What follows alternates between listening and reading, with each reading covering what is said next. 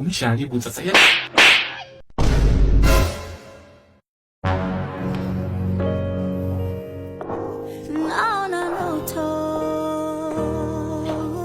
Huyu mwamba kila siku kubadilisha mademu. Leo sketi nyingine tena. Ngoja tuone. Karibuni. Habari.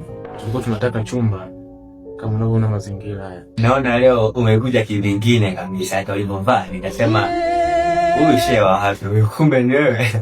Naona ulienda mazima bana, hata ulisahau taja kule kajua darudi. Naona ulipelekea moto kwa sababu moto mwingine ndani. Huyu boy afijinaka hivyo boy alichelewa kuharibu. Leo tunataka chumba. Hatuna maongezi mengi. Sasa nimesahau kitu gani hapo? Naona hata leo kwani kuna kitu gani kinaendelea hapa? Umeenda chombo tofauti na kitu kilichokuja nacho jana kile. Ile nilijiona mimi mwenyewe kabisa umekosea kabisa, lakini cha leo leo baba umepatia hata leo. Ulishakia? Kiufupi uja hapa mchongo umeshaungua, nicheze kama Pele. Nikizingua hapa nitafeli. Kuna siku fulani nilikuja lakini nilichelewa kutoka kazini, sasa nikawa nimeamua kupita.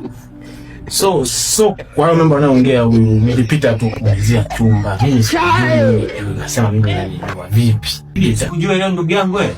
Simudi wewe. Mimi sijui. Mimi simjui. Simjui hata nimfananisha mtu. Au wewe kwa mtu nani? Ndio jina lake.